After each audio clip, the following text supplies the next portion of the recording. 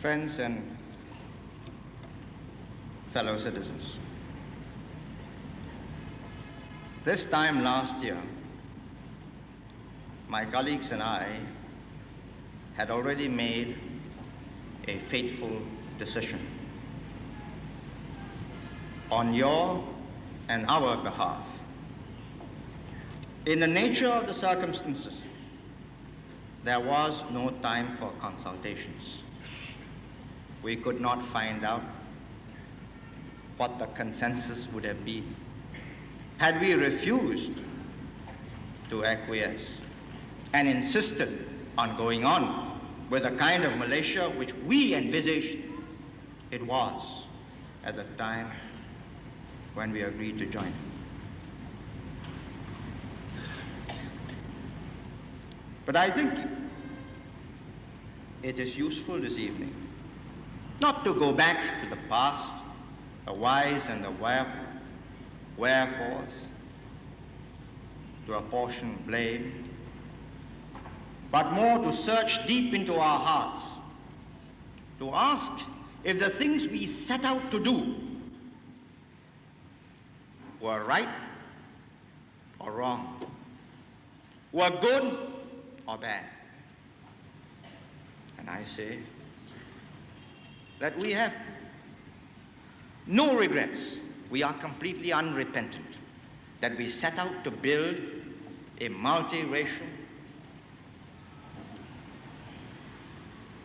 for some time a multilingual, a multicultural community, to give a satisfying life to the many different kinds of people who forgathered here in over 150 years of the British Raj. And we, in the end, on balance, decided to carry on with our multiracial experiment, if you like, to call it, just in Singapore alone, rather than be forced into large-scale conflict in Malaysia. Nothing has altered, not the basic data, nor our basic thinking. What has altered are the circumstances in which we find ourselves.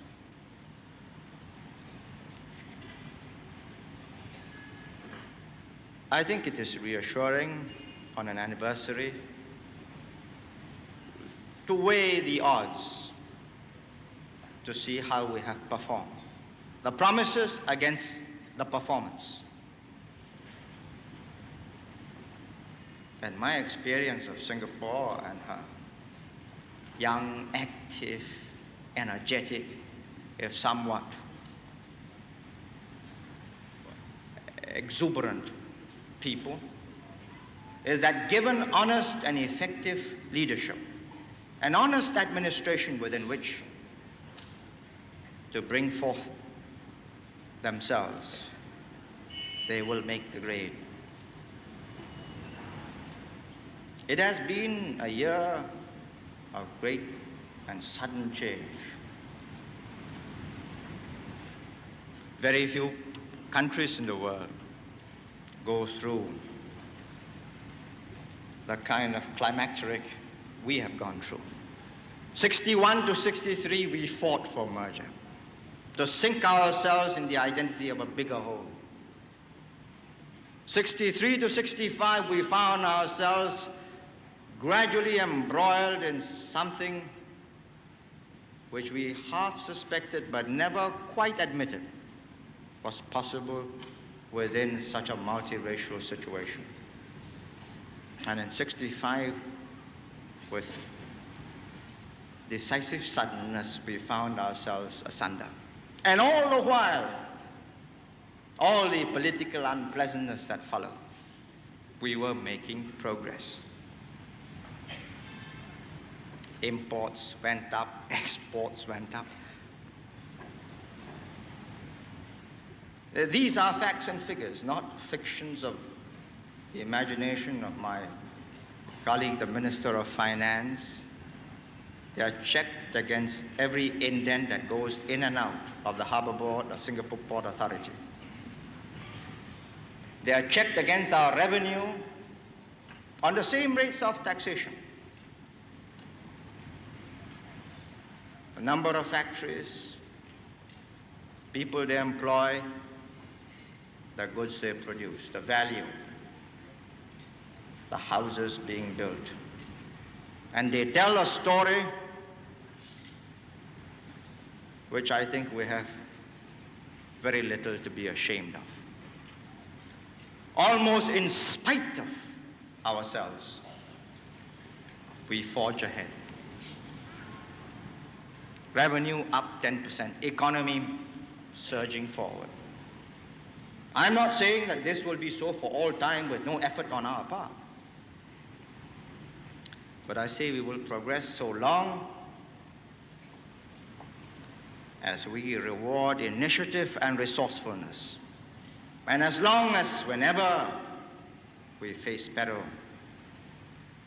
courage and resolve is never found wanting. But more than just making material progress, like other groups of human beings, wherever they are found in the world, we seek permanent salvation, security to time immemorial, to eternity.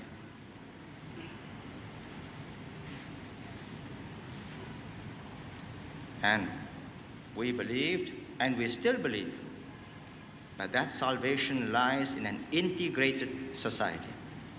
I use the word advisedly, integrated as against assimilated. I would not imagine for one moment a Singapore government trying to assimilate everybody. You know, 75% Chinese trying to convert 10% Tamils and Hindus and Tamil Muslims and Northern Indian Muslims into good old Chinamen. Or not even good old Chinamen, good old overseas Chinese Singapore brand, Singapore type. I wouldn't try it. It's not worth the effort.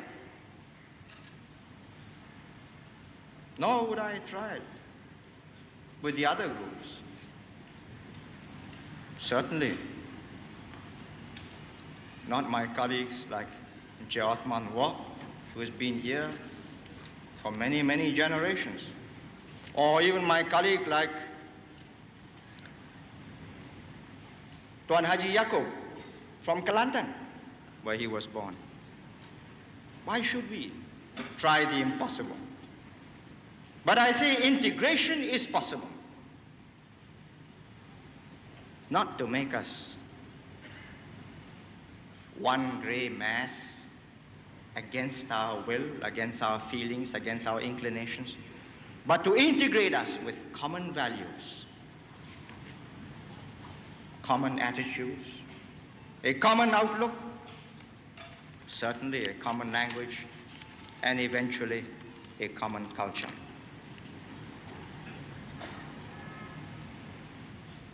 And this is most important, that we should understand what is it we are after in the long run.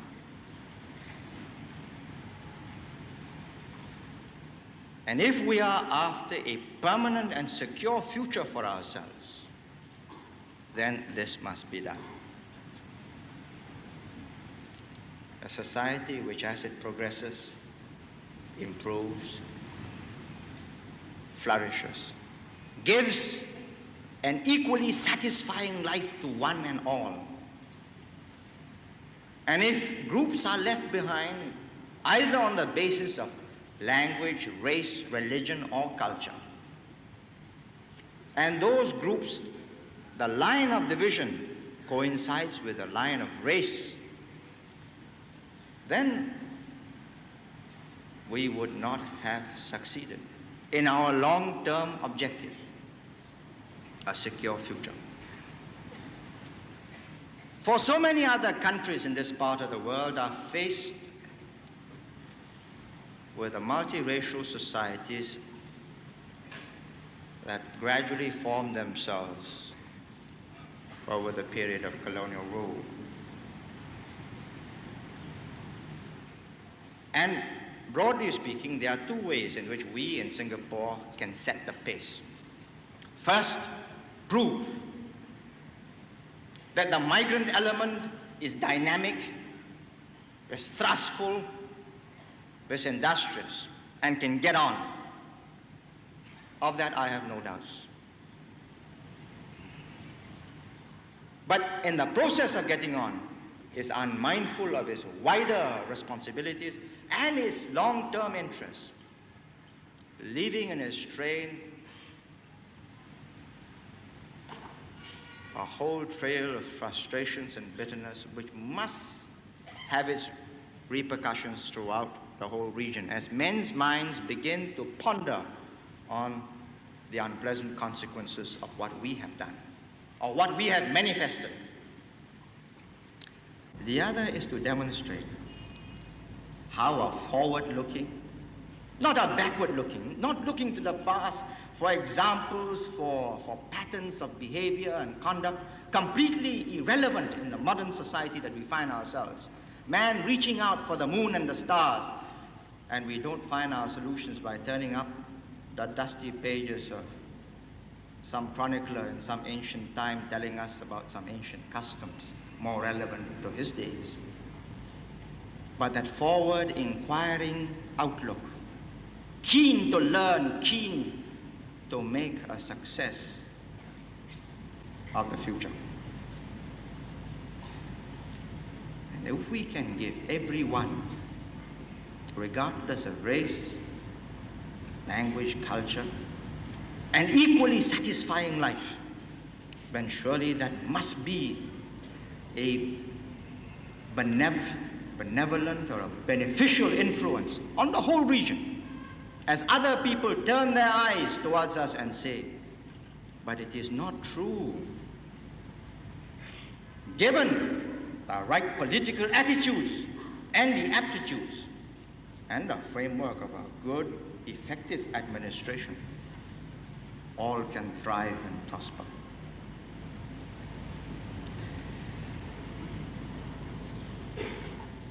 It is in the nature of things that we must talk in parables. And the older I become, the more I'm convinced that sometimes perhaps the prophets speak in parables because they also had to take into account so many factors prevailing in their time. But I would like to believe that we are a people sufficiently sophisticated to understand parables and the value of ever searching new solutions, new ways to achieve old targets. Never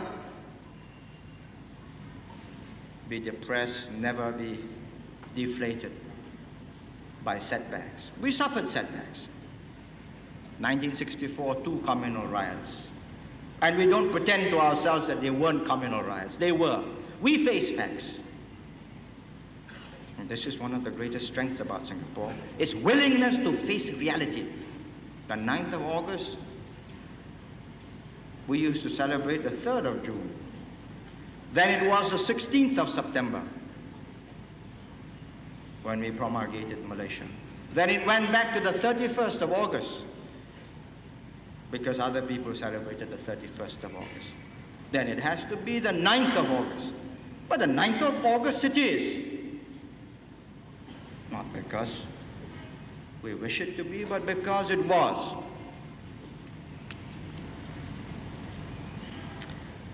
And this capacity to face up to situations, however intractable, however unpleasant, is one of the great qualities for survival. A people able to look facts squarely in the face, calculate the odds, weigh the chances, and then decide to go it, are a people not likely to go under. And when this time last year, before the news was broken to the world, my colleagues and I carried that heavy burden in our hearts of having made the decision on your behalf. We consoled ourselves with this thought, that whilst thereafter that multiracial society which we had set out to create can only be implemented within the confines of Singapore, we knew deep down that ultimately its impact must spread far beyond its shores. No geographic or political boundary can contain the implications of what we set out to do when we succeed.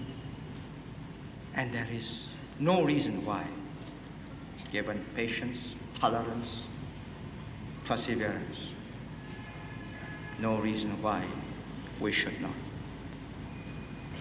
In this hub, in this confluence of three, indeed four great civilizations, create a situation which will act as a yeast, a ferment for what is possible, given goodwill, forbearance, and good faith. Thank you.